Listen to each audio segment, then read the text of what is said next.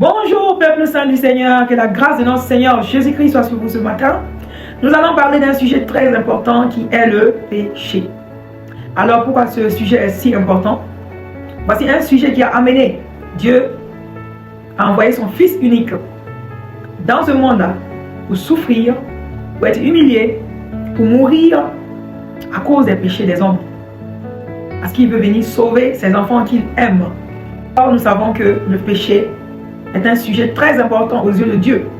Voilà pourquoi l'Esprit de Dieu m'exhorte à vous enseigner ce que c'est que le péché, ses conséquences. Pour avoir une bonne définition, une définition spirituelle du péché, nous allons partir à 2 Samuel, le chapitre 12.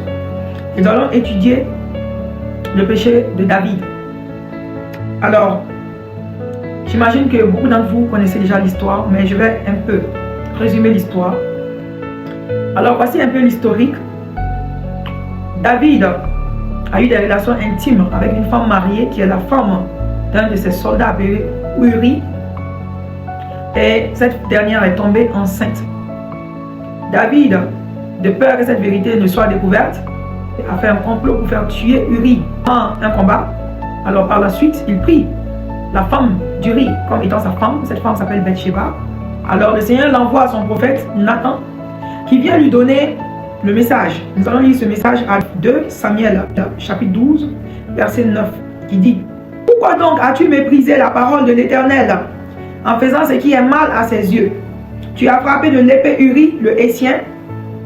Tu as pris sa femme pour en faire ta femme, et tu l'as tuée par l'épée des fils d'Ammon. Voici la définition du péché à travers ce verset.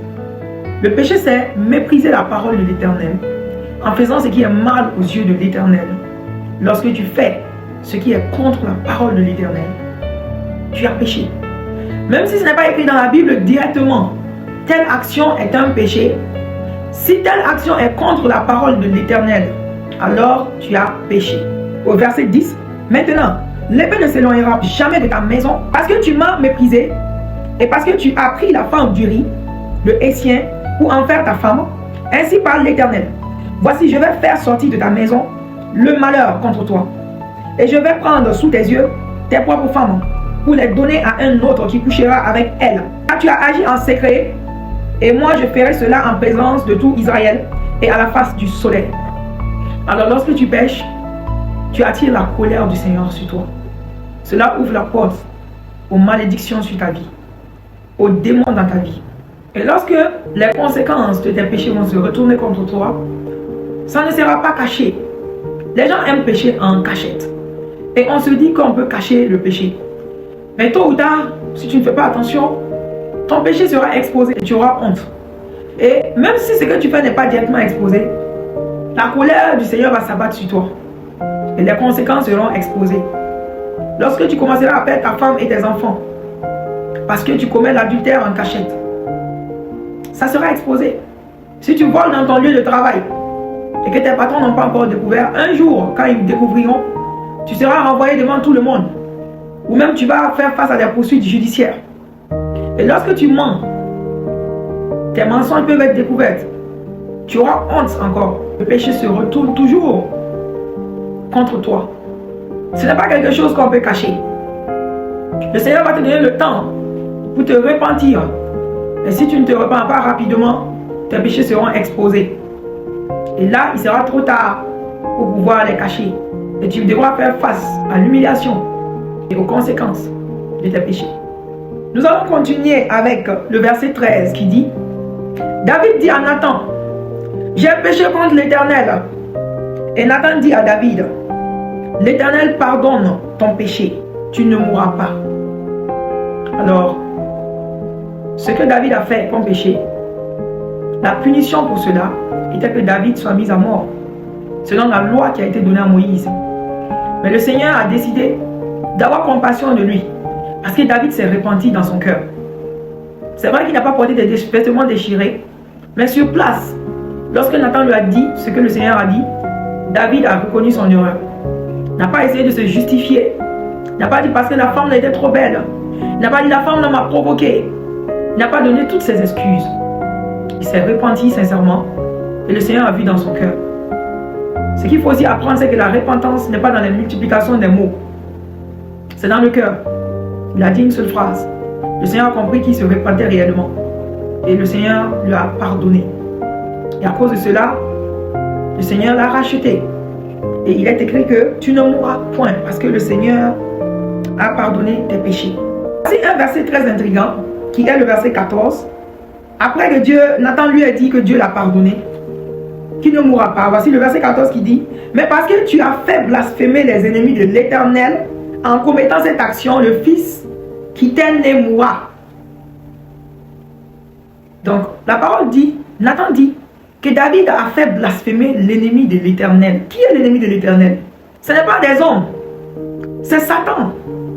Quand tu pêches, tu as la raison pour laquelle Satan blasphème contre Dieu. Tu lui donnes l'occasion de blasphémer contre Dieu.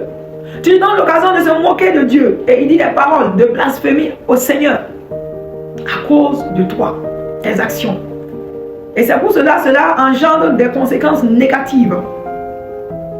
Et David devait payer la vie de son fils. Son fils allait être condamné à mort à cause de son action. Le péché est très dangereux. Voici une chose qui amène l'ennemi à blasphémer contre Dieu.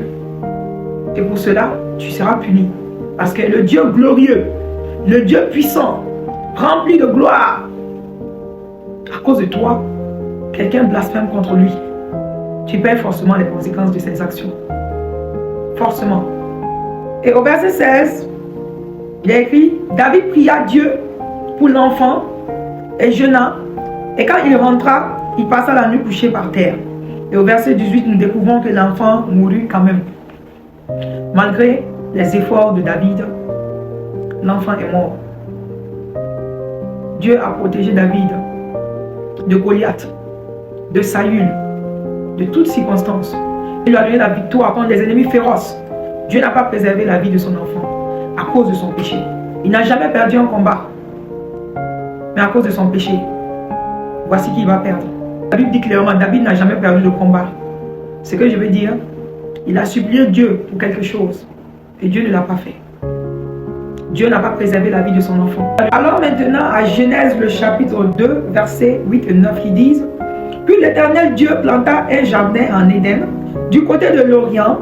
Il y mit l'homme qu'il avait formé. L'Éternel Dieu fit pousser du sol des arbres de toute espèce, agréables à voir et bons à manger, et l'arbre de la vie au milieu du jardin, et l'arbre de la connaissance du bien et du mal. C'est l'histoire de Adam et Ève. L'Éternel les mit dans un jardin agréable, avec toutes sortes de confort. Et ils ont désobéi à Dieu en mangeant un fruit que le Seigneur les avait défendu de manger, qui est le fruit de l'arbre de la connaissance du bien et du mal. Maintenant, nous allons aller à Genèse, le chapitre 3, verset 23, qui dit: et l'Éternel Dieu le chassa du jardin d'Éden, pour qu'il cultivât la terre d'où il avait été pris. C'est ainsi qu'il chassa Adam, et il mit à l'orient du jardin d'Éden les chérubins qui agitent une épée flamboyante pour garder le chemin de l'arbre de vie. Alors voici une autre conséquence du péché. Le péché peut nous arracher certaines grâces. Tu perds dans le confort, dans la grâce. À cause de ton péché, tu perds la grâce. Tu perds la faveur de l'Éternel. Nous allons aller maintenant à Ésaïe, le chapitre. Vous pouvez lire tout le chapitre plus tard. Pour le moment, nous allons juste lire du verset 4 au verset 6. Qu'y avait-il encore à faire à ma vigne que je n'ai pas fait pour elle? Pourquoi, quand j'ai espéré qu'elle produirait de bons raisins, en a-t-elle produit de mauvais? Je vous dirai maintenant ce que je vais faire à ma vigne. J'en arracherai la haie pour qu'elle soit broutée. J'en abattrai la clôture pour qu'elle soit foulée aux pieds. Je la détruirai en ruine. Elle ne sera plus taillée ni cultivée. Les ronces et les épines y croîtront. Et je donnerai mes ordres aux nuées, afin qu'elle ne laisse plus tomber la pluie sur elle. Voilà ce que le Seigneur est en train de dire. Le Seigneur voit, parce que là c'est l'Éternel qui parle, il donne une parabole. Il donne une parabole au prophète Ésaïe sur ce qu'il ressent à travers les agissements de son peuple qui est Israël. Il dit qu'il a donné beaucoup d'amour à sa vigne. Et sa vigne l'a trahi. Sa vigne était supposée donner de bons fruits, mais sa vigne a donné au contraire de mauvais fruits. Donc sa vigne l'a trahi. Voici comment le Seigneur voit aussi le péché comme une trahison. Comme si tu n'as pas fait ce pourquoi il t'a créé. Le Seigneur a créé des êtres humains. Que les êtres humains soient un sujet de gloire pour lui. L'Éternel voit que tu es plutôt un sujet de gloire pour l'ennemi. C'est une trahison. Alors nous allons prendre un exemple. Toi, en tant qu'un homme, tu vois une jeune fille, tu prends soin d'elle, tu payes ses études, tu l'habilles, tu l'aides à avoir un bon travail, tu fais tout ce qu'il faut pour elle, tu la blanchis, elle devient une belle demoiselle que tout le monde convoite. Et cette fille se retourne contre toi, commence à aller voir d'autres hommes, ne fais pas les choses que tu attends d'elle. Comment te sentirais-tu? Extrêmement trahi. Le plus haut degré de la trahison. C'est comme ça que le Seigneur se sent. Il t'a créé pour un but bien précis. Il t'a créé pour sa gloire. Il t'a créé pour que tu fasses le bien. Et toi, tu te laisses manipuler par l'ennemi. Et tu fais le mal au contraire. Tu brises le cœur du Seigneur. Et comme tu fais mal à l'Éternel, par conséquent, il te retire ses grâces. Il te retire toutes les bonnes choses qu'il t'avait données. Mais comme il est si clément et si bon, qu'il t'aime toujours, il ne te retirera pas ta vie. Il te laisse ta vie, mais tu perds tes grâces. Il dit qu'il ne permettra plus que la pluie tombe sur sa vigne. Alors sans la pluie, que deviendraient les arbres? Comment les arbres peuvent produire de bons fruits? De la même manière, sans les grâces financières, comment vas-tu te nourrir? Sans un bon travail, comment tu peux t'en sortir? Donc, lorsque tu trahis le Seigneur de par tes péchés, c'est normal que ça va jouer sur tes finances, jouer sur ta vie, jouer sur tes grâces. C'est normal que tu vas perdre tellement de choses que Dieu t'avait données. Ces choses que tu gagnes, ce n'est pas toi, c'est Dieu qui te les donne. Donc, lorsque tu trahis Dieu, il va reprendre ces choses pour te donner une leçon. Mais Dieu est un bon époux pour son peuple. Lorsqu'il se met en colère, si tu te repens et tu viens vers lui, il te rouvre sa porte. Il ne te donnera pas de lettre de divorce. Alors quand je parle comme ça, je parle de l'église tout entière, pas juste un individu. Donc l'église est l'épouse de Christ. Lorsque nous péchons, que nous trahissons Christ, il est prêt à nous pardonner si nous sommes sincères. Mais si ça pour revenir et mal se comporter, imagine, tu acceptes une femme adultère, tu pardonnes, tu décides d'oublier tout ce qu'elle a fait de mal.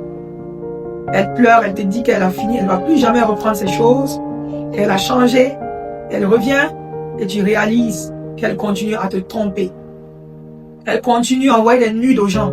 Elle continue à faire le mal. Est-ce que tu pourrais la tolérer? C'est pour cela quand tu es chrétien et que tu ne te repens pas sincèrement, tu dis de bonnes paroles au Seigneur, tu dis au Seigneur que tu as changé, que tu es désolé, mais tes actions n'ont pas changé. Tu continues toujours à faire les mêmes choses. Tu continues toujours à mal te comporter. Ta repentance n'est pas sincère. Alors maintenant à Romains, le chapitre 6, versets 1 et 2, qui disent: que dirons-nous donc? Demeurerions-nous dans le péché afin que la grâce abonde? Loin de là. Nous qui sommes morts au péché, comment vivrions-nous encore dans le péché? Voici ce que beaucoup de chrétiens n'ont pas compris. Ils disent: on n'est pas sauvés par les œuvres. Nous sommes sauvés par la grâce. Nos péchés sont tous épongés. Mais c'est le même apôtre Paul qui dit ça, qui dit ici: loin de là. Nous qui sommes morts au péché, comment vivrions-nous encore dans le péché? Et il ajoute: ignorez-vous que nous tous qui avons été baptisés en Jésus-Christ, c'est en sa mort que nous avons été baptisés. Nous avons donc été ensevelis avec lui par le baptême en sa mort, afin que comme Christ est ressuscité des morts par la gloire du Père, de même nous aussi, nous marchions en nouveauté de vie. Donc, l'apôtre Paul dit clairement: Christ est mort pour nous, donc nous sommes morts aussi. Nous sommes morts pour le péché. Nous n'avons plus de péché.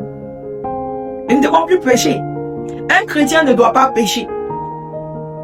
Si tu es toujours en train de pécher, Si tu vis dans le péché, parce qu'il y a une différence entre vivre dans le péché et pécher.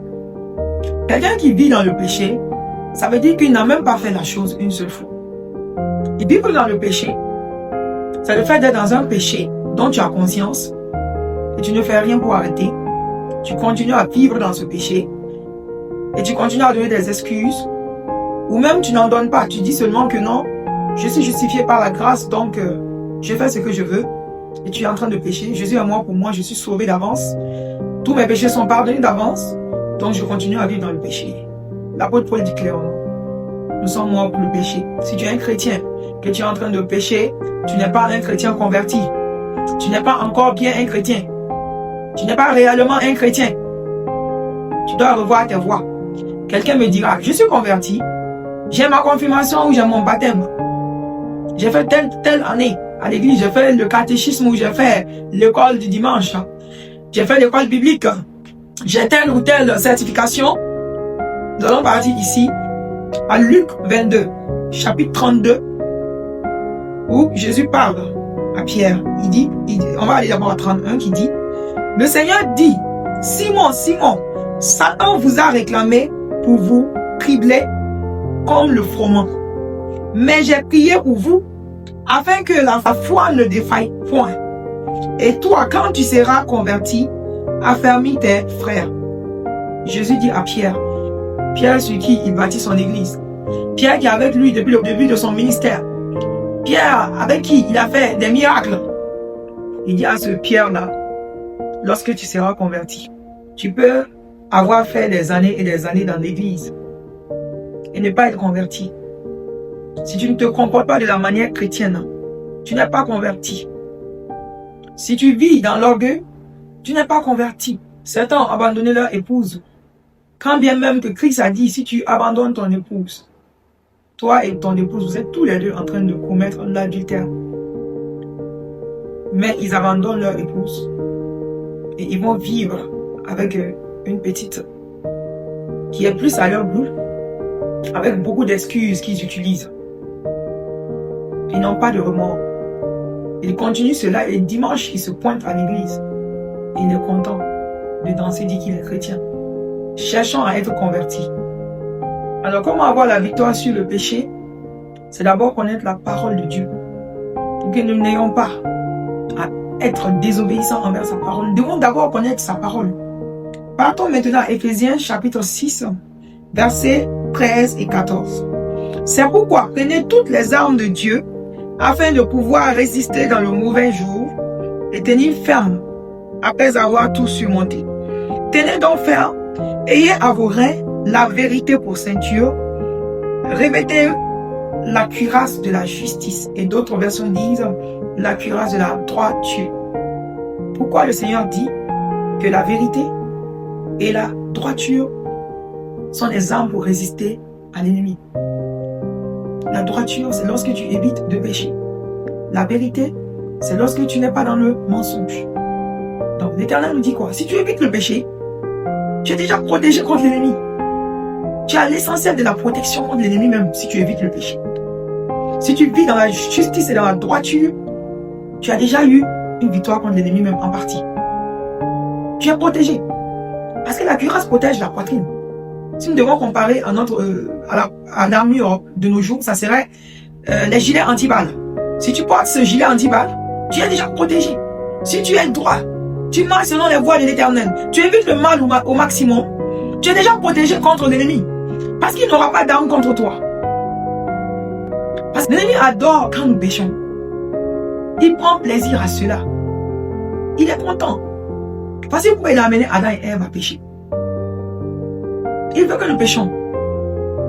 Parce que lorsque nous péchons, nous lui donnons autorité sur nous. Nous savons que quand Dieu a créé le monde, il a donné domination à Adam et Ève sur toutes choses. Mais lorsqu'ils ont péché, maintenant l'ennemi a eu l'autorité sur eux. Donc l'ennemi veut que nous péchions pour qu'il ait l'autorité sur notre vie. Pour vous expliquer un peu comment ces choses-là opèrent, je vais vous expliquer avec un exemple. Supposons qu'un membre très important de ta famille est un grand juge. C'est peut-être votre oncle ou votre père. Il est juge. Et vous commettez un crime. Supposons que vous avez peut-être commis un meurtre. Mais votre oncle vous aime. Il ne cherche pas à vous faire du mal. Supposez que la police vous a attrapé avec des preuves sur les scènes de votre crime. Que la police a des vidéos, des preuves irréfutables sur vous. Qu'est-ce que votre père ou votre oncle qui est juge peut faire pour vous sauver? Il a les mains liées. Il ne peut plus rien. Il aimerait tant vous faire sortir de cette situation, mais qu'est-ce qu'il peut? Que vous avez brisé la loi, les règles. Et lui, il ne peut pas justifier cela. C'est ce qui arrive lorsque les enfants du Seigneur pêchent. L'ennemi qui est Satan, il représente ici les policiers. Il connaît toute la loi de Dieu. Il t'attend. Il s'attend seulement à ce que tu brises les règles du Seigneur, la loi du Seigneur. Et il t'attrape en même temps. Dis voilà, nous avons l'autorité maintenant de la tourmenter ou de le tourmenter. Et l'Éternel, ton Dieu, ton papa est assis. Il regarde la situation, il n'est pas content. Mais il a les mains liées. À cause de lui-même, sa parole. Parce qu'il a lui-même mis là une loi. Lorsque nous brisons ces règles, c'est comme si ses mains sont liées. Il peut toutes choses, mais il ne le fera pas à cause de sa parole. Parce que le Seigneur est fidèle à sa parole. Donc, lorsque tu commets certains péchés, l'ennemi rentre. Tu commets le péché et tu ne te réponds pas. L'ennemi a l'autorité sur ta vie. Il prend le dessus. Il vient voler tes grâces, voler tes finances, voler ton mariage, détruire tes enfants. Un esprit de famille rentre et va continuer à se perpétuer dans ta descendance, sur tes enfants, tes petits-enfants. Tout ça à cause de ton péché. Ça, ce n'est pas parce que l'Éternel ne t'aime pas. Il t'aime. Mais tu as donné droit à l'ennemi sur ta vie en péchant. Tout comme un policier a le droit de t'enfermer lorsque tu as commis un crime. C'est pour cela souvent certains d'entre vous rêvez dans votre rêve, vous voyez que vous avez fait quelque chose et les policiers vous poursuivent. Et quand c'est comme ça, le Seigneur est en train de dire fais attention à ne pas commettre un péché qui va donner le pouvoir à Satan sur ta vie. Il viendra te tourmenter. Et moi, le Seigneur, j'aurai les mains liées. Je ne pourrai pas intervenir pour toi. Parce que c'est toi qui lui auras ouvert la porte de ta vie pour entrer et te faire du mal. Pour se repentir sincèrement, il faut d'abord que tu prennes conscience que les choses que tu fais ne sont pas bonnes. Il faut que tu l'acceptes. Tu lis la Bible, tu regardes ce que ces choses-là représentent aux yeux de Dieu et tu changes. Tu comprends que ce que je fais, j'irrite Dieu, je fais mal. Et donc, ça te sera plus difficile de faire ces choses. Si tu sais ce que ces choses font à Dieu et que tu aimes réellement Dieu, ça te sera plus difficile de les faire. Si tu as accepté de te laisser corrompre par des faux amis, par des personnes qui t'amènent dans des lieux obscurs, qui t'amènent à aller voir les marabouts, les féticheurs, qui t'amènent à faire des sacrifices, à aller jeter des choses dans la mer, dans l'eau, qui t'ont amené dans un groupe bizarre, où toi-même tu sais que dans ce groupe-là, les choses sombres. Tu t'es mis dans des groupes de WhatsApp ou dans des groupes de Facebook où il y a des choses obscures, des choses qui n'honorent pas le Seigneur, des choses qui disent des paroles perverses. Tu dois décider toi-même de repartir en arrière. Dire, je n'appartiens pas à ces choses. Je n'appartiens pas à toutes ces choses-là. Je refuse de continuer. Alors ne soyez pas attristés parce que nous savons que Christ est mort pour nos péchés.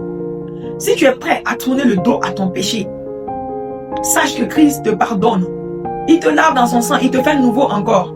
S'il vous plaît, n'attristez pas l'Esprit de Dieu en vous salissant. Quand vous partez dans le péché, en tant qu'un chrétien, c'est comme quelqu'un nettoie bien son enfant. Son enfant est allé se salir dans la boue. Il prend son temps, il nettoie proprement, te parfume, t'habille dans des plus beaux vêtements qu'il a acheté cher, fait ta nouvelle coiffure. Et toi, 2 minutes plus tard, tu sors, tu vas te jeter dans la boue, de la tête aux pieds. On ne peut même pas reconnaître ton visage. Dieu prend le soin de nous nettoyer. Il ne veut pas que quelque chose vienne nous tacher notre robe. Sanctifiez-vous chaque fois. Dites, je me couvre dans le sang de Jésus-Christ. Je me répands. Seigneur, pardonne-moi pour mes mauvaises actions. Et le Seigneur vous aura pardonné si votre repentance est sincère. Que la grâce du Seigneur Jésus-Christ soit sur vous. Qu'il bénisse vos familles. Qu'il nous aide, qu'il nous garde du mal. Qu'il nous délivre de la tentation. Que sa main puissante soit sur nos vies. Dans le nom de Christ Jésus, nous avons prié. Amen.